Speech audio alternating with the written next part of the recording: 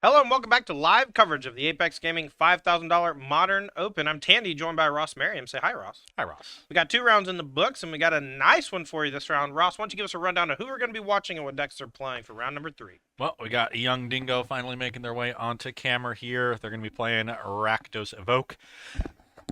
Bless Excuse me. you. Any questing druids over there, or is it straight up old No, school? straight Rakdos looks pretty stock. A lot of fours. There's a Colgan's command in the main. That's kind of cool. Okay.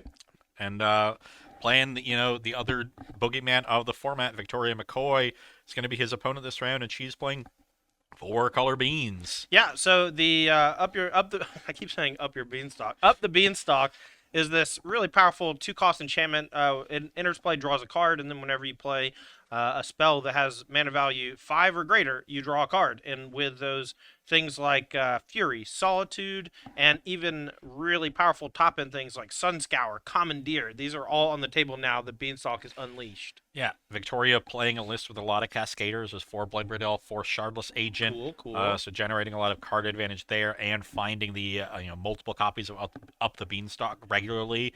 And I also see a single copy of Jace, Wielder of Mystery. So playing Yeah. to that long game where, oh no, if I'm about to deck myself, why don't I just play this one and win the game instead? Yeah, so if you read Channel Fireball regularly, Andrea Mengucci, streamer, Mythic Championship champion, he wrote an article, I think Thursday, about this deck specifically, this new Bean iteration that churns through the deck thanks to Shardless Agent finding up the Beanstalk. You deck yourself so aggressively, so quickly when you hit your third Bean. Normally, if you're not playing something like Jace Wielder, you just don't put the third Bean in play. Right, but with Jace Wielder, you're just trying to turbo out as fast as possible. And when you're playing all the Cascaders, it's hard not to want to put those beans in play because then all those Cascade cards end up being dead or at least being risky to play Right. later in the game. So having the Jace makes your sequencing a lot easier. Yeah. All right. Well, the players are ready in the feature match area, so let's head on down there and watch round number 3. Mikey Bashar, aka Young Dingo, on your right. Victoria McCoy on your left. We have Evoke. We have Beans. Let's see who takes it down. Young Dingo with the turn 1 grief. Do you have the Skamaz? Takes a look at a hand of Beanstalk, Nissa, and Leyline Binding. Dingo going to take that Leyline Binding, and then we're going to go Not Dead After All, or Undying Malice. Hard to tell. I think that one's Undying Malice or Undying Evil. There are essentially 8 cards that all do the same thing. 1 black. If a creature would die, it comes back. And they all have different names and slightly different abilities, and I hate them. 2 cards taken for Victoria McCoy leaves her with just a Nissa Resurgent Animus in hand, and that thing is pretty slow. Takes a while to get going. Slow and should be pretty easy for the Rakdos Evoke deck to answer. So an excellent start here for Young Dingo. Okay, this is the ideal start. One of the reasons why you play Rakdos Evoke. And Victoria passes back. Dingo, what do you got for turn number 2? I see Lightning Bolt drawn for turn. Here is Dash Ragavan attacking for 6. Top card is a Ragavan Triumph, but we get that treasure, and then Ragavan will come back to hand. Yeah, so with the Bolt, this is a 3-turn clock. 6 a turn, deals 18, plus 3, 21. Good to go. And this isn't even taking into consideration fetch lands and things like that, where Victoria actually needs to crack those lands and able to play anything. Yep, cracks 1 here on the end step, so that brings Victoria to 13. 1 more fetch will reduce Young Dingo's clock to not needing the lightning bolt, so the bolt can get used to take out a blocker like that Nissa.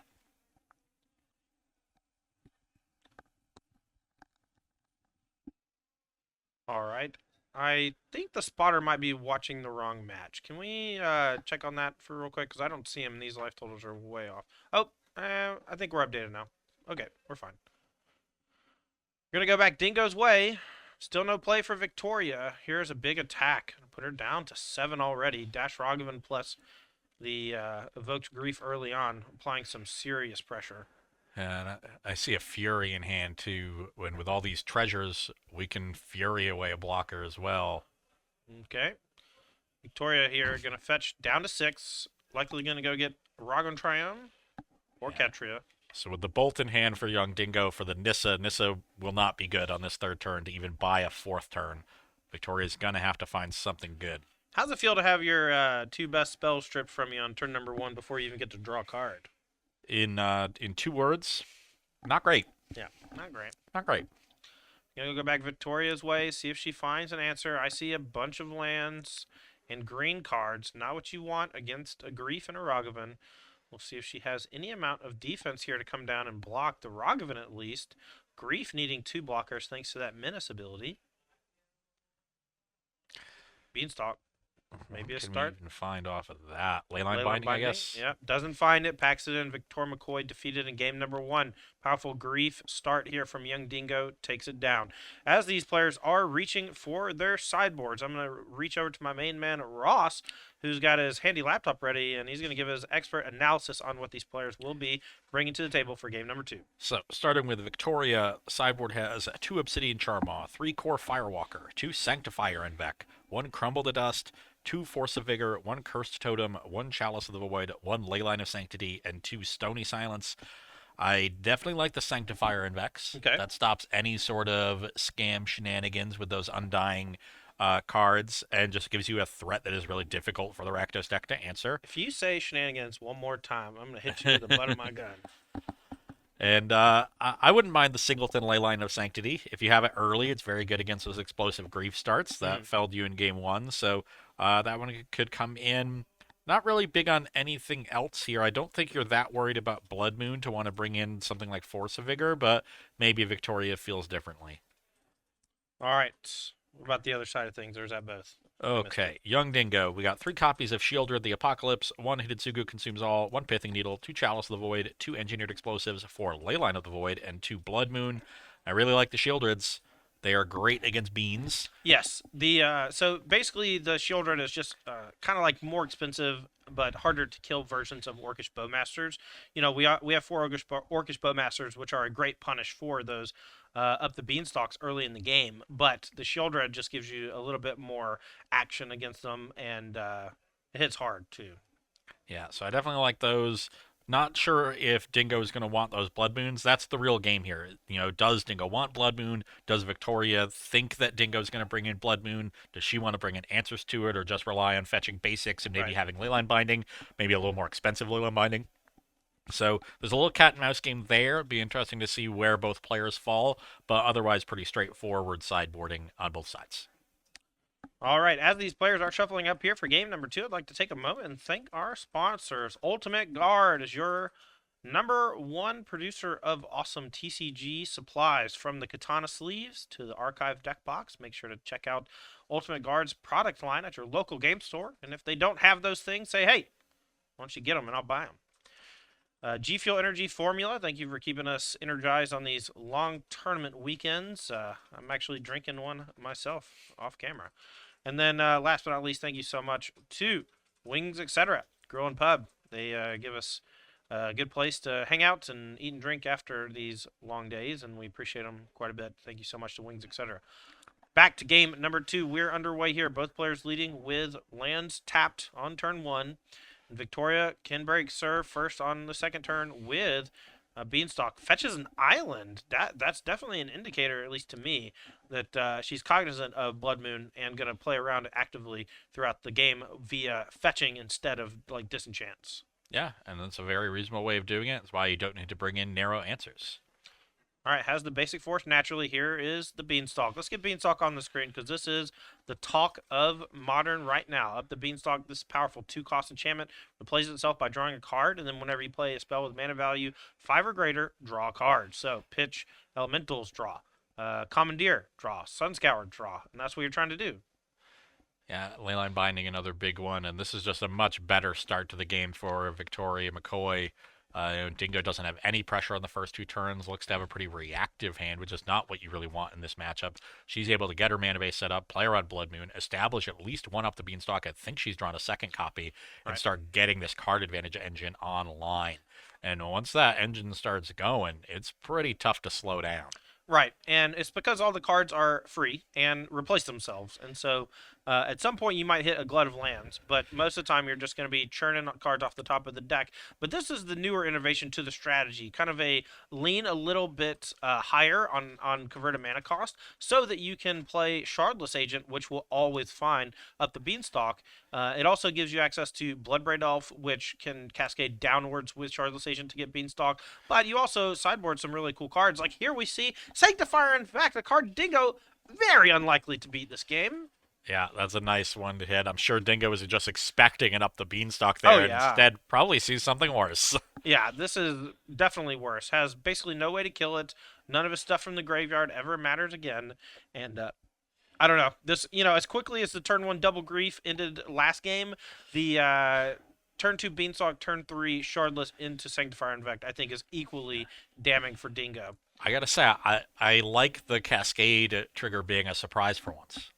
You know, that's how it used to be with Shardless Agent when we played a bunch of it in Legacy. Oh, Jerry Thompson built the original Shardless Bug, that Sultai deck featuring Ancestral Visions, and we'd set it up so we could brainstorm end of turn, put a Ancestral on top, play Shardless Agent to draw it. But most of the time, we're just playing it to cascade into removal spells, into card draw spells like Brainstorm. And when it was put into Modern, I was hoping it would do the exact same, but unfortunately, that's just not the case. Okay. Dothy Voidwalker is an interesting one because that could find us a workaround to deal with the Sanctifier Envec. If we're able to Thought Seize or Grief a Leyline Binding into the Exile with a counter on it, then the Voidwalker can cast that and we can answer this Sanctifier. So Victoria, despite that potentiality, goes for the Solitude on the Orcish Bowmaster, but that makes sense because she's about to draw a bunch of cards. Yeah. And has the second Beanstalk in hand that she's likely going to play here. And now any pitch spell is going to be pretty gross. This one's only going to draw one, but then any future 5 drops or bigger are going to draw two. And I see a Leyline Binding hanging out over there, I think. So that one's going to be, with a fetch land, an easy draw 2 cards and eat your Dauthi Voidwalker. Yeah, so missing mountain and swamp among types there. Oh, is there a land in the deck that taps for both red and black? That might not. I don't think there is. It doesn't look like it. The triomes are Rogran, Adatha, and Zagoth, so that's Sultai, Abzan, and Jeskai. No Rakdos subsets there. If we go get Steam Vents off of the Misty Rainforest, we can tag the Dauthi and draw 2, but looks like Victoria just going to be content not playing the Binding, finds that Dauthi Voidwalker not very threatening. Yeah. It's only threatening if there's a discard spell, and if there was a discard spell, you could cast the Binding in response. All right. We're going to keep attacking with just a Shardless Agent, using the Sanctifier to hold back the Orc army. And if you see Dingo's hand, you actually see one of those nice full Blood Moons, but with Victoria having Island, Plains, and Forest, it just doesn't look very good. Yeah. So that's the result of this cat and mouse game. Dingo brings in the Blood Moon, but it just doesn't do anything. There's not even any need for an answer on McCoy's side. She was just able to fetch up some basics and plays through it with ease. All right. Well, Victoria sees Bowmaster come down, decides to cycle the Zagoth Triumph in response. We're going to grow the Orc army, deal 1, and punish future draws, and Victoria going to need an answer to this Bowmaster. But right now, this Dauthi Voidwalker is getting in 3 a turn. It's looking pretty scary for Victoria. Maybe that white card's another Sanctifier. And I thought it was a Leyline Binding.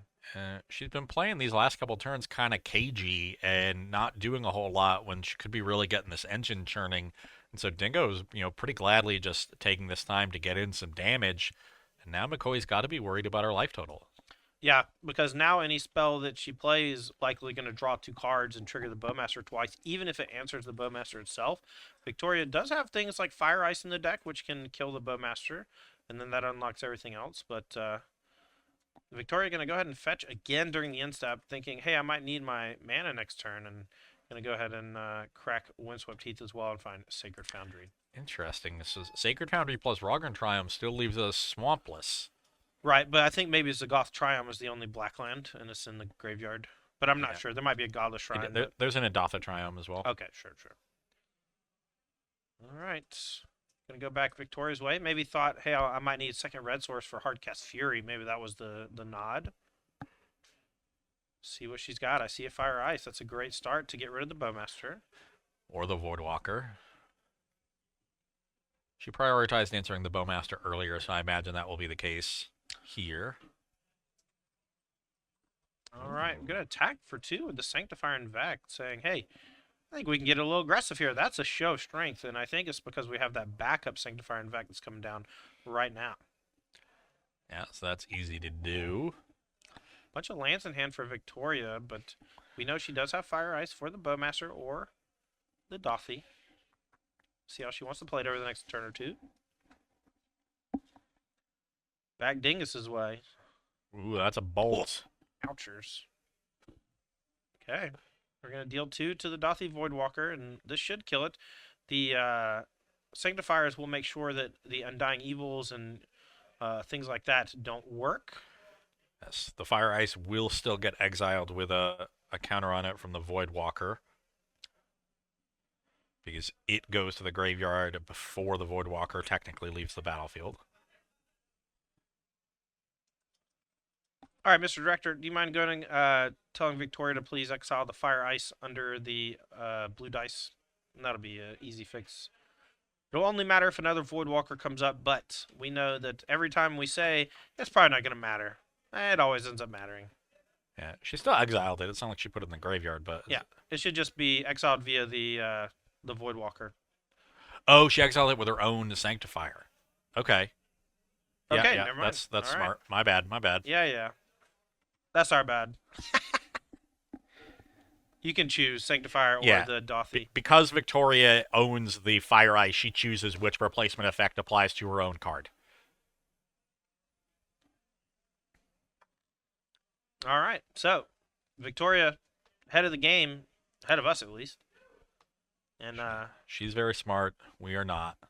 Look, that's why we're in the booth. We're washed.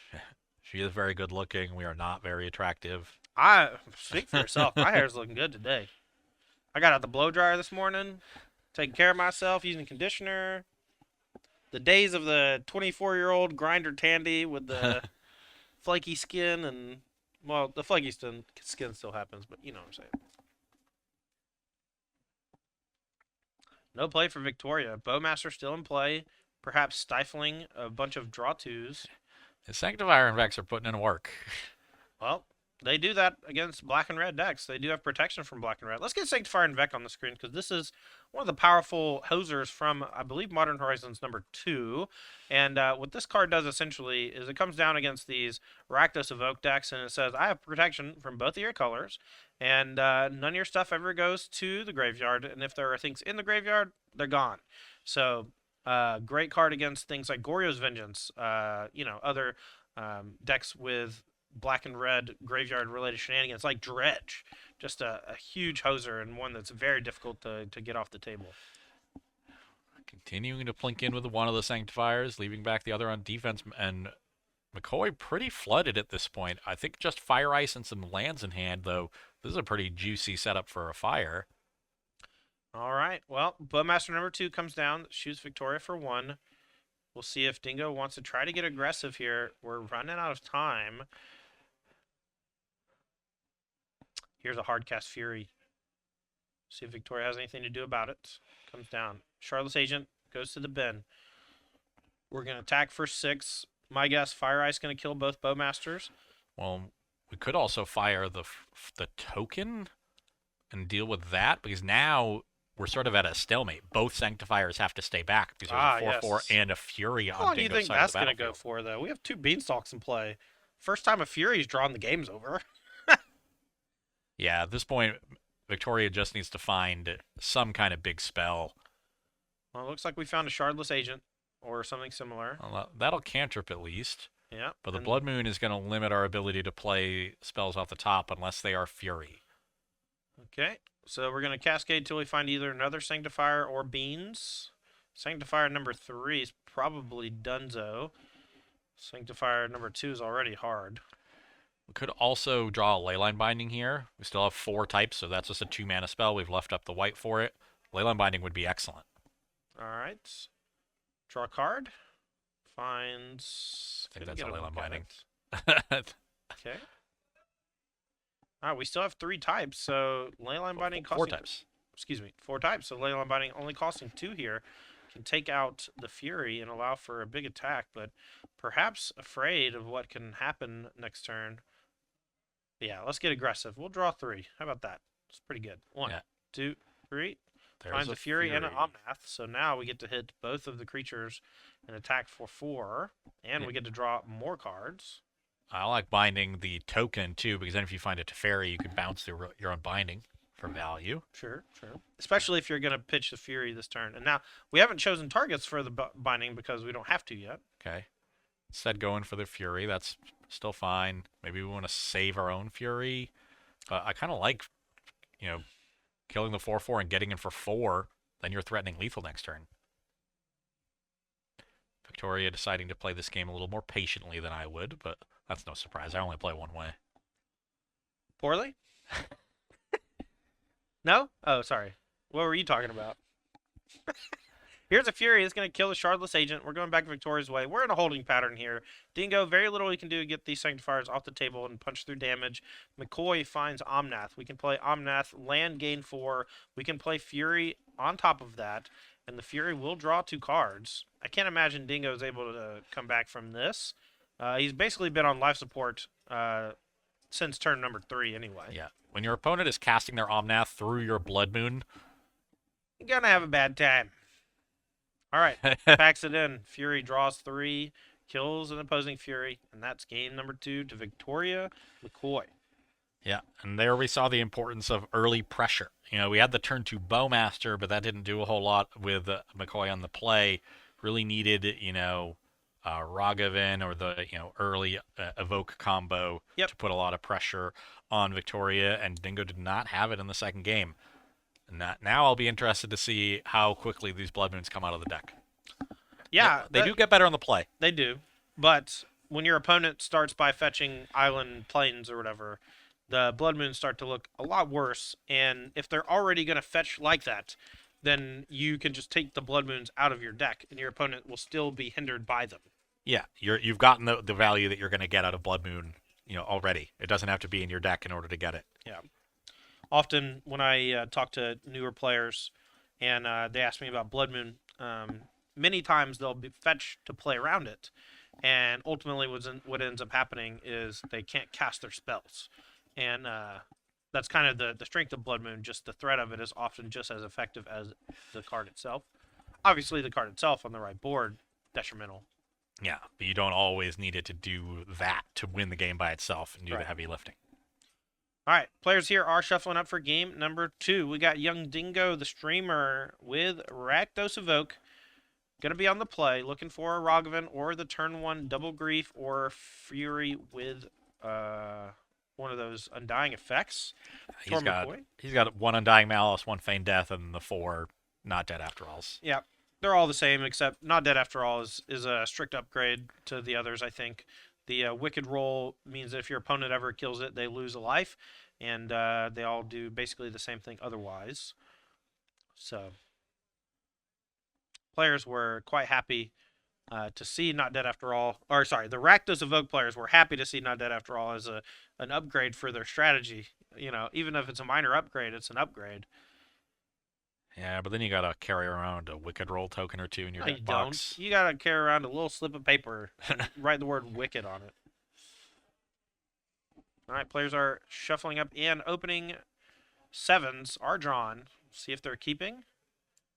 Dingo here on the play. We're gonna leave with Basic Swamp. We're underway. Here's Grief. We're gonna pitch. Looks like Thoughtseize. You know what that means. Here comes the double Grief. And Victoria, we'll see if she has any way to stop it. Subtlety. Something like that. Decides to Solitude the Grief in response to the discard. So, no chance at Feigned Death or similar, but we do get to take 1 more card out of Victoria's hand. We'll see if we want to take Bloodbraid Elf, Fire Ice, or Shardless Agent. My guess, probably Shardless Agent. Yeah. This is still a 2 for 3 for Young Dingo. Trading 3 of Victoria's cards for 2 of his own. So he gets a little card advantage here, but doesn't get any of that early pressure we talked about, and that's very important. Give it enough time. Victoria's going to be able to assemble some beans, chain together a bunch of card draw, and take over this game. And without the pressure, I think she's going to have that time. No, I agree. A very nice play for Victoria. I'm not positive it's the ultimately correct play, but it's a sweet play, and it's definitely going to do what she wants it to do. But instead, we're going to go for turn 1 Fury as well, and now Victoria is under the gun. 8 points a turn coming across. We'll see if Dingo can find a way to close it. He's basically on empty. Finds a not dead after all. So even if Victoria finds an answer, it has to be an exile. Yeah, so Fury won't do it, but a Solitude will for McCoy at this point. And Leyline binding as well. Dingo recognizing, looking at McCoy's hand, there's a bunch of Cascaders. There was redundant copies of that. I can't play the card advantage game here. I just got to go for the turn 1 8 power and get that pressure. And now McCoy is under the gun. Might be able to buy some time chump blocking with these Cascade creatures. That's the hope. That's the dream. Victoria has taken 8. We're down to 11 here. Yeah. And this is going to put her down to 3. This is huge swings from the turn 1 Fury on the play. Victoria needs blockers now. Yeah. Dingo getting a little sloppy here. Going to be forced to crack that fetch, too, so that's down to 2. So a Lightning Bolt or Dashed Rogavan represent lethal. Even something like Dothy Voidwalker here from Dingo could threaten lethal as well. So we'll see if he can keep the pressure on. Maybe he has even Orcish Bowmasters. Yeah, I think McCoy's going to need to somehow answer this Fury and then find Omnath to stabilize her own life total. There's just too many ways for Dingo to deal those last couple points, especially because McCoy's mana base is so fetchland heavy. This is likely not the last fetchland she'll need to activate in this game. All right. Dingo lost in thought while shuffling. Plays an Enduring Explosives for X equals 2. There's a preemptive measure to stop not only the Up Your Beanstalk, but the Invex as well. That's actually really nice, because if we had cascaded into one of those, then the board is stable. All right. Toria down to 2. Dingo shouldn't be at 20. I believe he fetched with Polluted Delta at some point, but He was at 23. Ah, right. Solitude Life Gain, pardon me. Gonna go back Victoria's way. Camera looks like it might have frozen. Nope. Just Victoria being really still. Both players just not moving for 3 straight seconds. Do not adjust your television set. Yeah, everything's okay. And just rethinking her fetch here, so maybe wants to do something on the end step. Is this ice on the end step? I think it's playing around Blood Moon. Which, I don't know if you have the luxury to do that, but Victoria seems to think that she can with the planes in hand. Oh, nope, you're right. Oh, here's a Beseiju targeting. That's huge. Engineering Explosives. This does give Dingo access to a 3rd land. And now he's going to be able to play Fable, Blood Moon, things like that next turn. And now Victoria, though, has a shot. Yeah, this is a big cascade. If it's Beans, we might be in trouble. If it's Sanctifier, we might be in business. Here it comes. What will it be? Top. It's Beanstalk. Ruh-roh. Sad beans. Ruh-roh. All right, Dingo. Million outs. We got a card draw for Victoria. Could find Solitude and a white card. Find Solitude. Does she have a white card? Okay, it was a happy beans after all. Whew. Okay. All right. Attack. I'll block. Did she not have the white card? I guess not, because she blocked really quickly. Draws for turn. Nope. Bloodbraid Elf lands. Shardless Agent. All right. Shardless Agent number 2 flips. We're looking for Sanctifier to solidify our position. That does give Dingo a chance to draw Bolt or similar to end the game on the spot. We're going to draw 2 with Beanstalk. Another beans. Oh, excuse me. Just the one. Just the one. Is this a white card? Victoria McCoy so close to stabilizing here. That's a Windswept Heath. It's getting tight. So with the tapped Vents and then cracking Heath for Forest next turn. Oh no, because then we don't have double white. Because we have Zagoth Triome, so can't hardcast Solitude next turn. Regardless of what we draw, we just don't have untapped, painless white mana other than the basic planes that's already on the battlefield. I hope that Victoria draws Lorien Revealed instead of Eagles of the North. No. I don't know if Lorien Revealed's in the list, but that's what I'm hoping for. None of either. Dang. Ross seems really smart, like he's photographic memory or whatever, but he's just looking at the list. That's his secret. Having all the answers is It a just pretty good requires secret. it just requires being very prepared, which you're pretty good at, and I'm not. Pack block at the turn. Dingo has land plus not dead after all, and I'm thinking that that's what Victoria wants is to be not dead after all. Here's Bloodbraid Elf. We find top of the deck. We can hit Teferi. Oh, Oh find my a God, third another beans. beanstalk. So many beans. Yeah. Get to draw a card. Imagine how over this game would be if not for the turn 1 Fury. I think fourth beans is now in hand, and there's a fire Sheesh. ice. Okay. Here we go. Any removals? A That's Voidwalker. Well, Ooh. Voidwalker could be it. Probably wanted to play the Voidwalker first before attacking, because then the Bloodbraid Elf would be exiled. All right. McCoy here. Likely going to fetch down to 1 so that she can hard cast Solitude next turn. Looking to draw a white, or looking to draw something to pitch to the Solitude, I think, so that we can fire ice on the Dothy Voidwalker, because we do technically have to deal with both creatures next turn. Hardcast, eat, Voidwalker, chump block, Fury, also an option. Yeah, so we finally dealt with the Fury problem, but now Dingo has presented a second problem to answer. Yeah. So still under the gun is McCoy.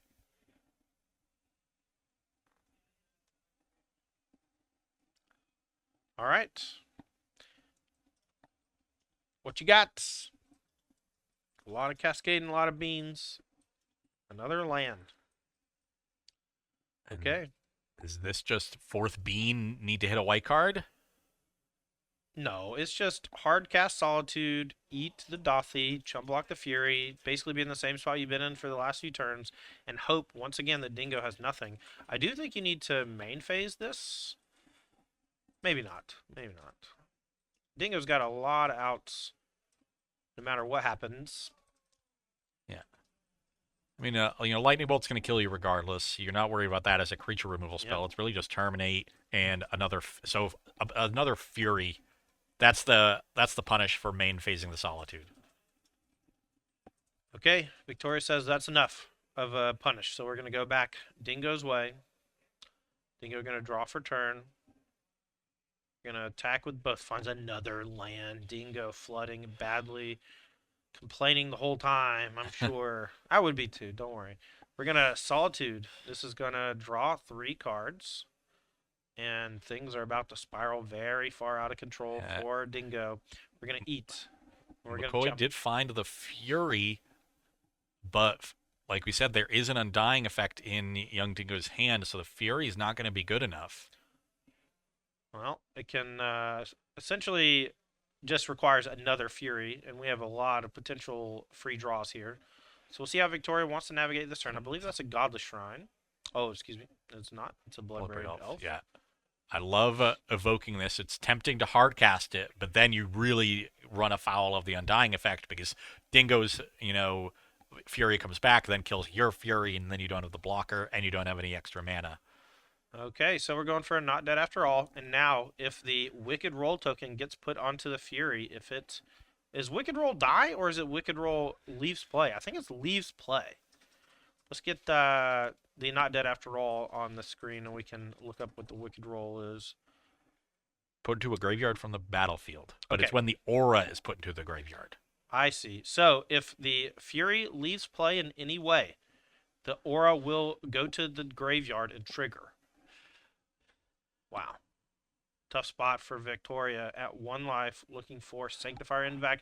All the Beanstalks are accounted for if she's kept it in the deck, which she should have. Yeah. This is going to be a nice little 2/2 perma blocker for that Fury. And Dingo doesn't know about the fourth bean, but we do, so he has some hope here still. Now, you may be asking yourself, why did Victoria go get the Sanctifier before the Fury? Well, she probably drew it 3 cards off the Beanstalk. Okay, graveyard's getting exiled. All the black and red cards going away. Now we've got the perma blocker, so now McCoy has time to find an answer directly to the Wicked Roll token. Bounce it with a Teferi, exile it with Leyline Binding. Either of those will work. Yep, or just gain some life with Omnath or something like that. That'll make sure it's not too bad. Draws for Dingo. That's a Bowmaster. That's the kill. Does Victoria have the answer? Dingo says, do you have it?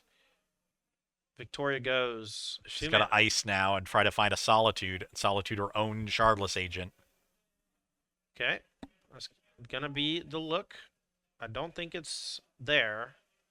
And Victoria packs it in. Young Dingo defeats Victoria McCoy. Rakdos Evoke over 4-color Beanstalk. And Dingo looking nice at 3-0 to make top 8 here at our $5,000 Modern Open.